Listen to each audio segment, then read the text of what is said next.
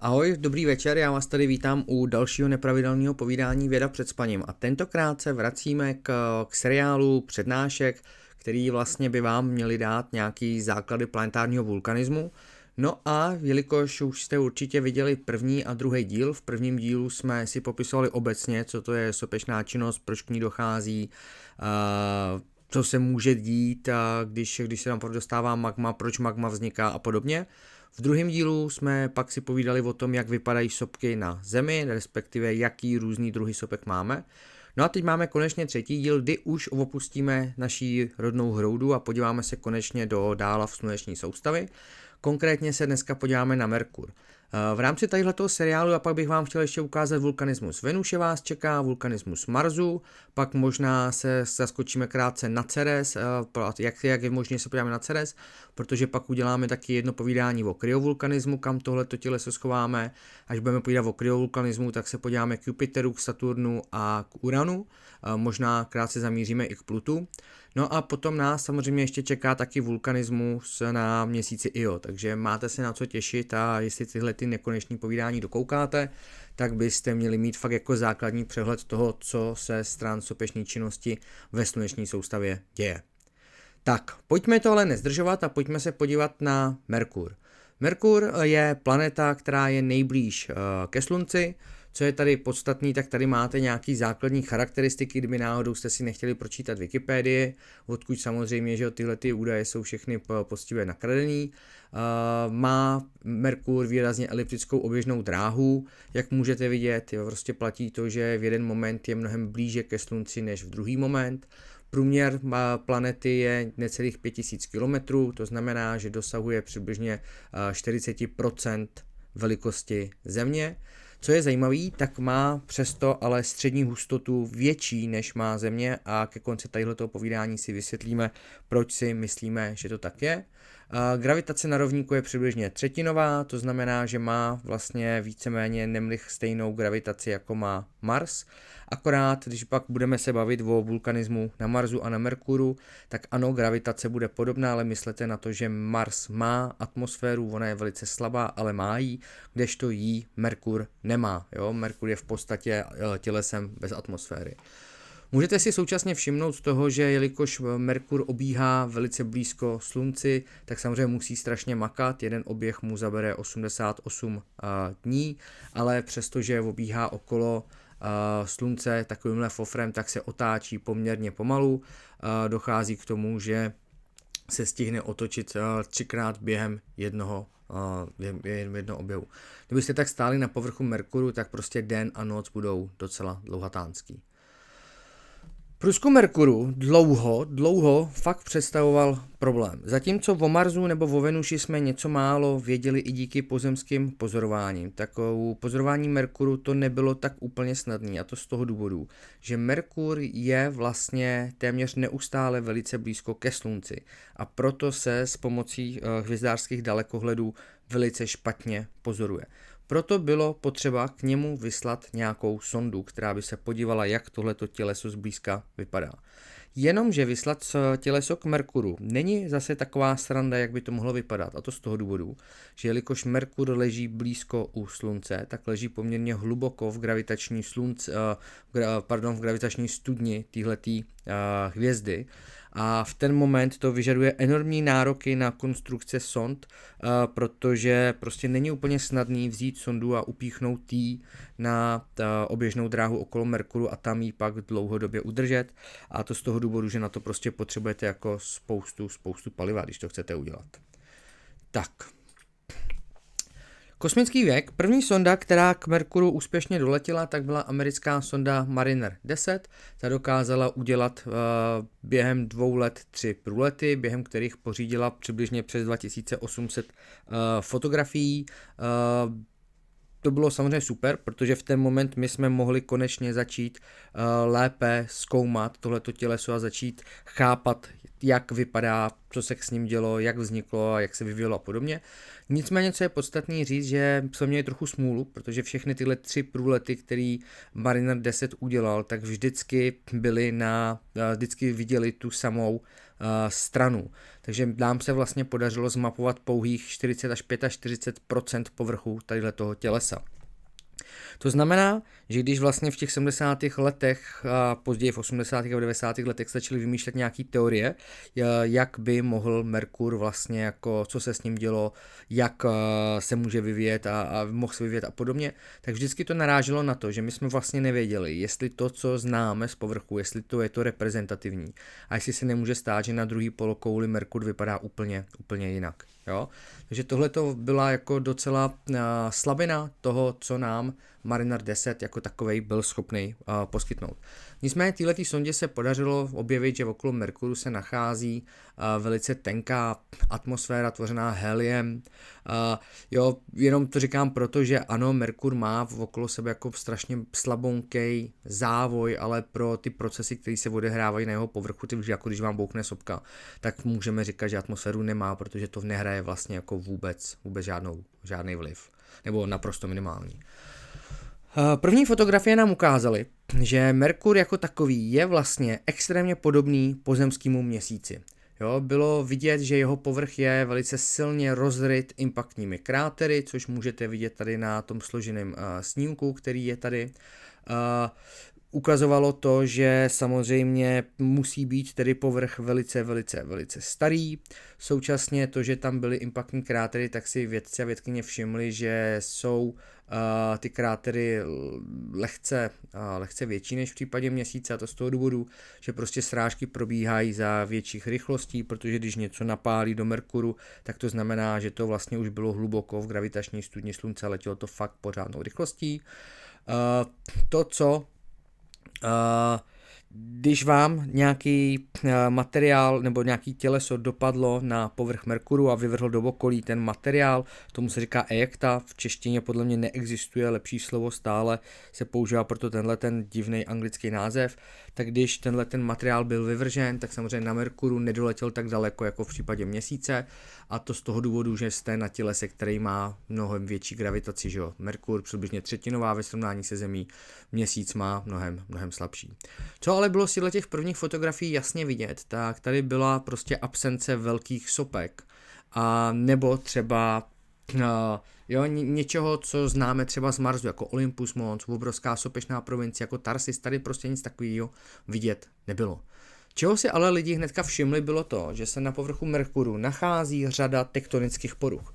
To svědčilo o tom, že prostě na Merkuru muselo dojít k nějakým, v kůře Merkuru muselo být velikánský napětí, který pak dokázalo vlastně tuhletu kůru rozlámat a nějakým způsobem tam prostě udělat nějaký deformace. Proč, jak nechť, zase vydržte, dostaneme se k tomu, jenom nechci kazit ten příběh. Tak, co se ale podařilo sondě Mariner 10 objevit, tak byla přítomnost hladkých plání. Tady můžete vidět čtveřici fotografií, jak takové hladké pláně vypadají. Tyhle ty hladké pláně zase je něco, co velice dobře známe z povrchu Měsíce. Tady se díváte na fotografii z Měsíce a teď jsem se jenom zarazil, jestli vám nelžu, tady vidím Apollo 16 landing site, tak to bude na povrchu Měsíce a ne Merkuru. Nicméně tyhle ty hladký pláně prostě je něco, co známe i z jiných těles. Jsou v podstatě dva mechanismy, jak můžou hladký pláně takhle ve velkém měřítku na těch tělesech vzniknout. První říká, že ano, na povrch se mohla dostat láva, ta mohla povrch zaplavit a vlastně zahladit to, co na něm vidíte. Tohle to je přesně to, co vidíte, když se podíváte večer na Měsíc a uvidíte jeho tmavý velký skvrny, tak to jsou pláně, které jsou vlastně tvořený výlevem čediče, tmavý sopeční horniny, která prostě dokázala povrch zahladit. Mimochodem mě napadá, že nás čeká ještě taky povídání o sopeční činnosti na Měsíci, to jsem v tom výčtu zapomněl zmínit. Nicméně existuje ještě druhý způsob. Když máte obrovitánský impaktní kráter, a tohle je fotografie povrchu Marsu, tak občas jde k tomu, že vy dokážete takzvaně stekutit nebo sfluidizovat tu ejektu. Sorry, zase strašný slova, prostě do češtiny asi nemáme úplně vhodný termíny, ale dojde k tomu, že ten velikánský kráter je vlastně je schopen na chvilku stekutět ten povrch a ten povrch má možnost se nějakým způsobem vlastně prohnat krajinou a zaplavit ty části. Tohle je zase něco, co známe z povrchu Měsíce. A u Merkuru, jelikož jsme měli zmapovaných jenom 40%, tak bylo dlouho těžký rozsoudit, jestli všechny hladký pláně, které na těch 40% byly nafocený, jestli jsou tvořený sopečnou činností, anebo právě touhletou fluidizací ty ejekty. A to z toho důvodu, že my jsme nebyli schopni zjistit častokrát, odkud ten materiál vlastně jako přišel, odkud přilít, jo. Takže tohle to dlouho limitovalo zase naše porozumění toho, co přesně se na Merkuru stalo. Jo? Nicméně, tohleto se už podařilo rozlousknout a to z toho důvodu, že k Merkuru dorazila úspěšně jiná sonda Messenger, měla nejprve 3 průlety, vidíte tam 2008, byly 2 průlety, pak byl třetí a pak se povedlo sondu navést na oběžnou dráhu, kde fungovala od března 2011 až do dubna 2015, kdy se plánovaně zřítila na povrch Merkuru. Proč fungovala tak krátce? Protože udržovat oběžnou dráhu okolo Merkuru je fakt strašně náročný na palivo a ta sonda prostě poměrně rychle přišla o to, co by pomáhalo jako stabilizovat její oběžnou dráhu a v ten moment jsme o sondu přišli. Nicméně, co je podstatný, tak co se podařilo, tady to můžete vidět, podařilo se nasnímat vlastně větší část povrchu Merkuru. Tadyhle nahoře vidíte to, co jsme znali ze sondy Mariner 10, tady pak můžete vidět, co pokryl první průlet, když přilítal, když odlítal, co udělal druhý průlet, no a pak samozřejmě, když jsme byli navedeni na oběžnou dráhu, tak se podařilo zmapovat víceméně kompletní povrch. Co víc, tak sonda Messenger, už předbíhám s další sondou, tak měla na své palubě širokou úhlou kameru, která měla 11 speciálních filtrů a tyhle ty filtry nám umožňovaly spatřit vlastně povrch v nepravých barvách a to se dalo použít na to, aby jsme odhadli, co tvoří jeho povrch za horniny. Jo? A když se podíváte na tenhle ten snímek, sorry, že je nekvalitní, teď si všímám, že velkým rozlišení je strašně kostičkovaný, tak si můžete všimnout, že třeba tahle obrovská pánev má prostě očividně jiný chemický složení než ty okolní vrchoviny, které se tam nachází a stejně tak jako v této části a podobně. Jo? A tohle to zase v geologii je strašně cenný, protože jakmile znáte, nebo víte, že má něco jiný chemický složení, tak vám to dost napovídá o tom, co se tam muselo dít, jak to mohlo vzniknout a podobně. Jo. Za další Messenger měl taky laserový výškometr, to znamená, že jsme konečně získali i třetí rozměr k Merkuru. A bylo pořízeno, jak můžete vidět, okolo 26 milionů měření, v podstatě to dělalo takovejhle profil, to vidíte na této trikysové čáře, tady šipka ukazuje směr, kudy sonda letěla a tady pak vidíte, ty žluté tečky jsou jednotlivý měření a na základě nich my jsme vlastně schopní říct jasně, tady máte díru, impaktní kráter, máte tam depresi a zase tady, jo, a máte pak možnost najednou pracovat ve 3D. Když se tyhle ty měření vezmou, veme se jich strašná spousta, tak jste schopný si pak udělat krásnou digitální elevační mapu, elevační mapu nemusí být nutně digitální, klidně si ji můžete vytisknout, ale pointa je ta, že najednou máte prostě planetu, vidíte ve 3D, no a tady se díváte z pohledu vlastně na pól, díváte se na severní pláň a můžete krásně vidět, jak je jako charakterizovaná. No a tohle to byl právě ten chybějící dílek, který jsme potřebovali k tomu, aby jsme rozlouskli, jestli ten materiál, který do těch plání přišel, jestli pocházel ze sopek, ze sopečné činnosti, anebo z okolních kráterů. Protože třeba u řady těch plání, které byly vyplněny hladkým materiálem, tak najednou bylo zřejmé, že chybí kráter, že třeba je tam horstvo, přes který by se ten materiál nedostal, jo, a podobně. Takže tohle vlastně byl jako skvělý nástroj k tomu, aby jsme pak definitivně rozlouskli, že ten materiál, který my můžeme na povrchu vidět, tak musí být sopečného původu. Kdyby vás tohle samo o sobě nepřesvědčilo, tak krásně o tom třeba dokáže přesvědčit i tenhle ten snímek, kde se díváte zase na povrch Merkuru v černobílých barvách. Tadyhle já uhnu, svoji hlavu, ať vidíte měřítko. Uhybám špatnou věcí, přehodím to správně. Tak a můžete si tady všimnout, měřítko máme 50 km, tahle ten bílej pruh. No a tadyhle máme velikánský impaktní kráter, který je vyplněný nějakým hladkým materiálem A co je skvělý, tak je tady vidět, že ten hladký materiál byl schopný z toho kráteru vlastně odtékat tímhletím korytem nebo nějakou depresí a rozlejvat se v téhletý další části. Nebo naopak mohl by téct tady odsaď sem, já teď samozřejmě nevím, z jaký strany mám vlastně topografii, ale to teď není podstatný. Podstatný je, že tady máte tohleto koryto, který svědčí o tom, že prostě ten materiál, který se vám dostal na povrch, tak byl schopný se takhle krásně roztejkat. Jo. Kdyby to byla fluidizovaná ejekta, tak ta to nedokáže, ta vlastně jako letí chaoticky z místa dopadu do okolí a jenom prostě zaplásne ty díry, ale už pakle dál neteče tou krajinou. Takže tohleto je krásný důkaz toho, že se muselo jednat o lávu čistě jenom na základě pozorování, fotografií a nepotřebujete k tomu vlastně nic moc dalšího. Kdyby vás napadlo, jestli to nemohla být voda, tak samozřejmě nemohla, protože Merkur nemá atmosféru a historicky ji nikdy pořádnou neměl, protože blízko slunce tomu zabraňuje. Slunce je strašný divočák a neustále do okolí plive a vlastně jeho atmosféru Merkuru svým způsobem poměrně rychle dokáže odfouknout a zničit. Jo? Tak, potom se taky na povrchu Merkuru dá najít něco takového, tomu se říká jako ghost craters, duchový krátery, zase nevím, jestli si tady chceme vymýšlet českou terminologii, ale co tady vidíte, tak vlastně tohleto jsou starý krátery, přes který se něco převalilo, to něco byla láva, jasně, lávový proud, no a on je vlastně zahladil, schoval a potom časem se to částečně propadlo a jsou takhle lehce jako vidět jako obrysy, jo.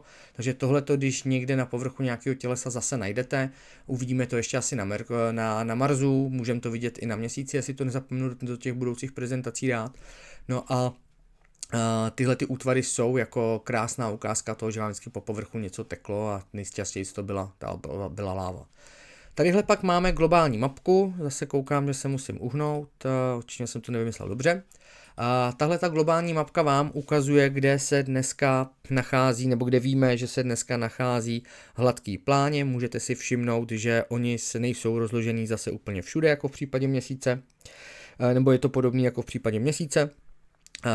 Nachází se převážně na severní polokouli, ale můžete vidět, že prostě nějaký jsou jako i v těchto částech. Co je zajímavé, tak všechny tyhle hladký pláně jsou navázaný na existující impaktní krátery. Proč to tak je? Zase se k tomu dostaneme, ale všimněte si toho, že tohle je prostě jako charakteristická věc. Jo. Všechny hladký pláně na povrchu Merkuru jsou prostě vázaný na obrovský impaktní pánve. Co je velká impaktní pánev? V podstatě velikánská díra vznikla po srážce Merkuru s nějakým velikánským asteroidem, který letěl okolo. Tak, když se pak někdo podíval na to, jak starý tyhle ty hladký pláně jsou a v podstatě udělal to, že si dal práci a spočet všechny impaktní krátery, které se tam nachází, tak si všim, že skoro na všech těch hladkých impaktních pánvích se nachází víceméně stejné množství impaktních kráterů.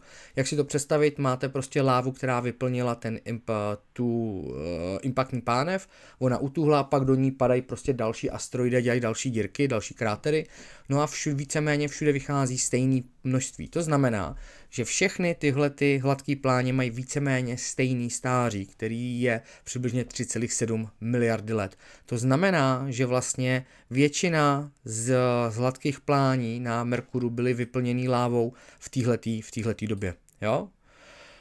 Potom když se podíváte, tak v případě Země je to prostě jinak, tam máme většinu sopečné činnosti, prostě se odehrála, nebo pardon, v případě Země, Marsu nebo Venuše, tak prostě Merkur je jiný než tyhle ty 3 další planety, protože na Merkuru prostě většina sopečné činnosti se fakt odehrála v rozmezí 4,1 miliardy let až 3,5 miliardy let a potom nic moc, kdežto na Marsu, Zemi i Venuši prostě sopečná činnost dokázala pokračovat i vlastně mnohem později. Proč to tak je?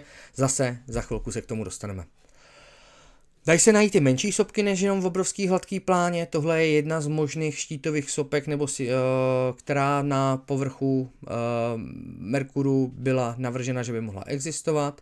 A nachází se v jednom impaktním kráteru. Když se podíváte na měřítko 50 km, tak tohle už je jako drobeček. Jo? To má prostě pár kilometrů v průměru. Potom na povrchu Merkuru se nachází i doklady explozivního vulkanismu. Co to je, když se podíváte, nebo jak to spatřit? Když se podíváte na tuhletu obrovitánskou impaktní pánev, tak na jejím okraji, v této části, co hejbu myší, to je pak tadyhle ten panel B, tak si můžete všimnout těch světlých fleků. Jo? Tyhle ty světlé fleky jsou mnohem světlejší než to, co se nachází v okolí. Když se pak na tyhle ty světlé fleky podíváte, tak oni vypadají nějakým způsobem takhle. Co je na nich zajímavý, tak se zdá, že ten materiál, který je tvoří, tak je velice jemnozrnný a napovídá to o tom, že tahle divná věc, tohle není impaktní kráter, ale že tohle bude sopečný kráter, ze kterého se do okolí prostě vyvalily sopečný plyny s nějakýma nadrcenýma sopečnýma horninama, kterým říkáme pyroklastika, a prostě tady vznikla explozivní sopečná erupce. Ty předchozí, co jsem vám ukazoval, tak ty byly efuzivní neboli výlevní, což určitě všichni znáte z toho prvního videa v této sérii, v tomhletom playlistu, jestli ne, tak si to určitě dejte, ať znáte ten základní rozdíl mezi efuzivním a explozivním vulkanismem. Tady je vidět další ten světlej flek, tady zase máte v obrovitánskou díru, kráter, ze kterého ten světlej materiál vletěl do okolí. Co je tady zajímavý, co jsem vlastně, tady ještě je to jednou vidět, co je tady zajímavý a co jsem zapomněl, když nad tím přemýšlím si sem dát do prezentace, tak je to, že my jsme vlastně s kolegama z Anglie dělali, a ještě s kolegou z Matfizu, s Ondřejem Čatkem, tak jsme dělali studii, kdy jsme vlastně modelovali, jak daleko by z takovýhle byl schopný se materiál rozšířit, kdyby došlo k nějaké takové erupci, a v podstatě jsme se snažili zjistit, jestli bychom na povrchu Merkuru mohli najít sypaný kůžele. Co to je, zase první video nebo druhý video, v této sérii vám to krásně vysvětlí, ale zjistili jsme, že díky tomu, jak Merkur nemá žádnou atmosféru, tak ten materiál letí strašně daleko. A místo toho, aby udělal nějaký viditelný kopec, tak udělá prostě takovouhle přesně jako takovýhle flek barevnej, jo? Protože ten materiál se rozprostře na obrovskou plochu a ten objem není tak velký, aby vytvořil nějaký kužílek, na který jsme zvyklí ze Země. A my jsme vlastně tak navrhovali, že na povrchu Merkuru se nepodaří nikdy sypaný kůžele, tak jak je známe ze Země, najít. A zatím to drží, co vím. Takže tahle predikce nám zatím vychází. Nicméně zase globální mapa, můžete se tady podívat na jednotlivé barvičky, nejsou úplně důležitý, podstatný je to, že vám ukazují, kde se tyhle ty explozivní sopky nebo tyhle ty explozivní uloženiny pyroklastického materiálu, kde se nachází. A zase tak si můžete všimnout, že často jsou v blízkosti velkých impaktních pánví. Jo? Tadyhle jenom někdo se snažil datovat zase, jak by mohly být tyhle ty explozivní sopky starý nebo ten materiál. Tady jak se to dělá, označíte si oblast, o který si myslíte, že má stejný stáří, pak spočtete všechny impaktní krátery, které tam jsou, a tahle ta metoda, to je statistická metoda počítání množství impaktních kráterů, pak vám dá nějakou takovou křivku, a když trochu rozumíte, na co koukáte, tak vlastně ta křivka vám pak se dá proložit a dá vám to nějaký prostě stáří. No a co tady lidi ukazovali a dělali, bylo to, že se zdá, že ten materiál, který tam byl, že byl uložený poměrně nedávno z pohledu Merkuru. Na Zemi je to strašně daleko, strašně dávno, ale z pohledu Merkuru poměrně nedávno. A lidi tak navrhovali to, že vlastně na Merkuru by možná mohla explozivní sopečná činnost probíhat mnohem později, než ta samotná výlevná. Jo? A dokonce někteří tady navrhovali, že by to mohlo být jenom 1 miliard let. Tak, pak někdo udělal si tu práci, že zmapoval všechny možný ty místa a tady udělal barvičky, žlutá jsou ty nejmladší, světle a tmavě zelený jsou střední a červená jsou ty nejstarší, a můžete si všimnout, že na pár místech zase se zdá, že některé ty oblasti byly sopečně aktivní relativně nedávno. Nicméně, co je na této mapce možná vidět o fous líp, tak si všimněte to, jak zase třeba tadyhle ty zelené věci, jak jsou krásně navázané na tu hladkou pláň, která vykrývá ten obrovitánský impact, tu obrovitánskou impaktní pánev. Tak a pomalu směřujeme k tomu, jak tohleto vysvětlit. Než se tam vydáme, tak si ještě musíme říct, ale to, co jsem zmínil na začátku, že na Merkuru je pozorovaný obrovitánský množství tektonických poruch. A ty tektonické poruchy na ukloněných snímcích vypadají takhle. Jo? Můžete vidět, že vám prostě povrch Merkuru praskl a udělala se vám vlastně pozitivní topografie a vypadá to, že se vám ta jedna část buď vyklenula nahoru, anebo se nasunula trošičku na tu druhou. Jo?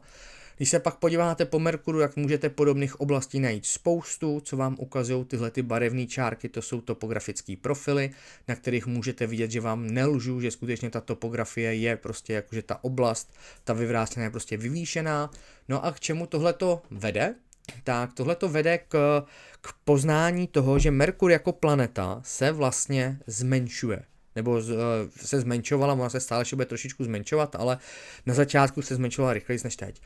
Odhady hovoří o tom, že to zmenšování je, řekněme, nějakých 7 kilometrů. Zase mě napadá, že já jsem vlastně o tom teďkom nedávno točil aktualizovaný video, tak doufám, že nezapomenu po tomhletom dopovídání sem dát nahoru záložku kartu, na kterou můžete kliknout a to video si dát, kde je aktualizovaný to správné číslo, kolik jim teďkom vychází, o kolik se Merkur stvrtnul. Já teď tady mám vlastně už tím pádem zastaralý číslo, sorry, to jsem si neuvědomil. Nicméně podstatný pro nás je to, že Merkur se od doby svého vzniku pomalu zmenšuje. A teď je důležitý si říct, proč to tak je. Merkur totiž na začátku byl mnohem teplejší. Když byl mnohem teplejší, tak samozřejmě ta hmota, která byla zahřátá, tak zaujímala větší objem, než zaujímá dneska, když je částečně vychladnutá. Jo? A vám tak dochází k tomu, že jak to těleso chladne, tak se pomalinku smršťuje. Je to podobný, jako proč vám v létě narůstají mosty a v zimě se zmenšujou. Mimochodem, proč jsou mosty vždycky na kolečkách, na válečkách, nebo proč mají, když přejíždíte po silnici, proč jsou tam takový typ zuby, taková ta spára diletační, protože ten most pracuje a zvětšuje se a zmenšuje v závislosti na teplotě. Jo? A tohle to dokáže dělat i celá planeta. A Merkur je krásná ukázka toho, že on jak je poměrně malinkatej, tak poměrně rychle vychladnul a dokázal se částečně smrštit. A tohle to je strašně důležitý pro sopečnou činnost. Protože když si představíte, zavzpomínáte na tu první přednášku, co se musí stát, aby jsme měli sopku? Jasně, potřebujeme magma od někud ze svrchního pláště dostat na povrch té planety. Musíme se tak dostat skrz kůru, jo? Skrz pevné horniny. A představte si, že máte planetu, která je, řekněme, jako v pohodě, není nějak extrémně stlačovaná, protože se nezmenšuje. A v ten moment v té kůře je spousta malinkatých prasklinek, po kterých magma může vyběhnout nahoru, který si může otevřít, nebo když tam ty prasklinky nejsou, tak si je magma dokáže udělat, jo, z nějakých důvodů. Nicméně u Merkuru se předpokládá model, že vlastně jak se vám ta planeta smršťuje, tak ta kůra je poměrně významně v kompresi, to znamená, že je zmačkávána. A pro magma je tak strašně těžký si otevřít nějakou prasklinku, po který se dostat nahoru, jo, k povrchu. A tohleto, abyste byli schopní zničit, tady ještě obrázek, který to vysvětlil ještě jednou, ale možná už jsem to vysvětlil dost na tom předchozím, tak si tohle dovolím přeskočit. A je právě strašně podstatný to, jak tohleto napětí, tu kompresi v té kůře smazat na to, aby vám došlo k sopeční činnosti. A proto vlastně u Merkuru se předpokládá, že aby se tohleto stalo, tak je potřeba, aby se odehrál nějaký obrovitánský impact. Protože ten obrovitánský impact dokáže na určitý čas odstranit tlak nadložních vrstev, to znamená, že pro magma je mnohem snazší se dostat k povrchu, současně on dokáže na určitou dobu, jelikož ten povrch je strašně deformovaný, tak prostě změní to napěťový pole v kůře a vám tak najednou může lokálně na určitou dobu zmizet ta extrémní komprese, to stlačení a magma najednou má cestičky, kudy se může dostat k povrchu, jo. Současně samozřejmě velký impakty umožní výzdvih hornin v kůře a v plášti, tak když ty horniny dostanete trochu blíž k povrchu, tak změníte tlakové podmínky a vám se ty horniny začnou tavit. Jo, zase vzpomeňte si na první přednášku, kde jsme se bavili o PT podmínkách. Jestli vám to nic neříká, fakt si pusťte to první video, tam si to vysvětlíme. Tyhle ty videa předpokládají trošku, že to jako nabalujete jako sněhovou kouli, jo, jako klasicky ve škole. No a vám vlastně může i tímhletím dopadem dojít tomu, že vám ty horniny, které se chovají křehce, tak vám na spoustě míst popraskají a vám tak udělají malinkatý trhlinky, po kterých se magma může dostávat k povrchu. A zdá se tak, že prostě tohle je ten hlavní jako důvod, proč máme na Merkuru sopky tam, kde je máme. Bylo prostě potřeba mít obrovitánský impact, který tu kůru dokázal nějakým způsobem přimět, aby dovolila magmatu se dostat k povrchu. Jo? A tohle to současně vysvětluje, jak je možný, že valná většina těch sopečných hladkých plání má stejný stáří. Protože kdysi dávno ve sluneční soustavě poletovalo mnohem víc šutrů, než poletuje dneska. Existuje něco, čemu se říká jako období heavy late bombardment, pozdní období těžkého bombardování, nebo nevím zase, jak to přeložit asi do češtiny. A nicméně to je doba, kdy si myslíme, že vlastně planety byly vystavované obrovitánskému množství srážek s různě velkými tělesy. Jo? A tyhle ty srážky, jelikož byly mnohem častější, bylo jich fakt spousta, tak přesně mohly způsobit to, že vám poměrně často prorazili tuhletu kůru a vlastně způsobili vznik nebo výstup magmatu a v tím pádem vznik sopečné činnosti. Jo. S tím ale, jak množství srážek těch dramatických velkých s časem klesalo, tak by vám pak samozřejmě docházelo k tomu, že ta kůra už nebyla tak často proražená a dneska je magma držený převážně někde ve spod a prostě má problém se na povrch dostat. Nicméně, teď určitě si říkáte a křičíte, hele, co ten explozivní vulkanismus, který byl tak mladý, a tohle to je právě jako zajímavý na tom, že se ukazuje, že možná explozivní vulkanismus je schopen ještě operovat pak mnohem později, protože pro něj je trošičku snazší se dostat k povrchu. Vy když budete mít magma, který má v sobě větší množství sopečných plynů a uděláte mu nějakou malinkatou cestičku, tak vlastně ty sopečné plyny, které se začnou z toho magmatu uvolňovat, tak zaprý oni dokážou tu trhlinku poměrně dobře a rychle otevřít a dostat se k povrchu, ale současně vám čím víc plynů tam budete mít a čím víc bublinek, tím vám klesne hustota toho magmatu a tím pádem bude větší hustotní kontrast mezi horninama a tím magmatem a je pro něj pak snaží se k povrchu dostat a překonat prostě ty nepříznivé podmínky v té kůře. Jo. Takže se zdá, že prostě explozivní vulkanismus má na Merkuru delší životnost než ten efuzivní, což je zase zajímavý, protože na Marsu to vypadá, že to je přesně naopak, ale k tomu se dostaneme zase někdy, až najdu vnitřní sílu natočit další takhle dlouhý video plný sopek. Tak, kdybychom měli ještě srovnat explozivní vulkanismus s tím, co známe z Měsíce, tak tady byl zajímavý článek Thomas et al. 2015, který ukazoval, že vlastně explozivní vulkanismus byl schopen na Merkuru vyvrhnout víc materiálu než na Měsíci, to znamená, nebo se z toho usuzuje, že tam bylo víc sopečných plynů, no a zase se zdá, že díky datům z Messengeru to vypadá, že ten materiál, který se stává na povrch, tak je bohatý extrémně na síru, což ukazuje, že prostě než teda bohatší na síru než Země nebo Mars, vždycky musí být než co, a to ukazuje tím pádem, že vnitřní stavba Merkuru je prostě bohatší na síru než naše planeta. A to pak nás přivádí tadyhle k tomu finálnímu slajdu, který samozřejmě zase posílám omylem dopryč, protože u Merkuru byste měli znát ještě jednu strašně zajímavou věc, a to tu, že Merkur má úplně jako divně velikánský jádro vůči svýmu plášti. A ta hypotéza je taková, že došlo k tomu, že se nám velká část pláště Merkuru někam ztratila v historii té planety. Jo. Dneska, když se tady podíváte, metalický jádro zabírá v okolo 80% planety, silikáty, což je ten plášť s kůrou, tak jsou mnohem menší, 400 km. Když se zamyslíte nad tím, jak je velký zemský jádro, tak prostě nemá 80% té planety. Jo. Merkur má fakt jako abnormálně velikánský jádro. No a ty teorie, které jsou, tak vlastně v základu historicky byly 3, ale taková tako hodně protěžovaná je ta, že došlo prostě se srážkou, Merkur prostě potkal nějakou velikánskou planetku, která dokázala část jeho pláště prostě odpařit do okolního prostředí. Současně je prostě možný, že taky za to může Slunce, protože Slunce je jako různě jak se mění jeho intenzita, tak dokáže, nebo je ten předpoklad, že by dokázal vlastně část těch hornin normálně odpařit z povrchu Merkuru a postupně ho takhle jako odlehčovat. Nicméně, ať už je to jak chce, tak prostě si zapamatujte, prosím, že fakt jádro Merkuru je jako abnormálně velikánský a je to ve sluneční soustavě jako dost divná věc. No a tady pak jenom se dostáváme úplně na závěr. Těšte se, Bepi Colombo, evropská sonda, která vyrazila k Merkuru. Dosáhnout by ho měla 5. prosince 2025, jestli jsem to datum přepsal správně, a tohle bude sonda, která nám zase umožní jako získat mnohem detailnější pohled na tuhletu planetu a je to něco, na co se rozhodně máme co těšit. No a jsme na konci, můžete si odškrtnout, že teď máte hrubou představu o sopečné činnosti na Merkuru. Jestli jste dokoukali až sem, tak já vás moc krát za to děkuju. Tadyhle krátký shrnutí.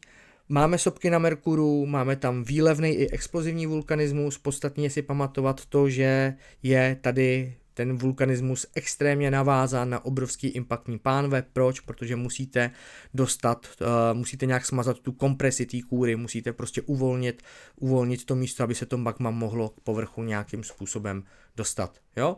No a úplný konec klasicky, pakliže vás tohleto baví, chcete se dozvědět víc o výzkumu sluneční soustavy nebo o Zemi, máte 3 možnosti. První je, že ten kanál přidáte mezi sledovaný, druhá, že mě budete sledovat na nějaký jiný sociální síti a nejaktivnější jsem na Twitteru, anebo že si pořídíte jednu z těch 2 knih, který jsem měl možnost pro vás připravit a který pojednávají jak o tom, co se děje na Zemi, geostorky, anebo o tom, co se děje ve vesmíru, ve sluneční soustavě, vesmírníček. Myslím si, že z obou těch knížek fakt se můžete dozvědět spoustu toho, jak to ve sluneční soustavě nebo na Zemi funguje. To je z mé strany všechno, já moc krát děkuju za 35 minut vašeho života a budu se těšit zase někdy na viděnou. Tak se mějte pěkně, ahoj.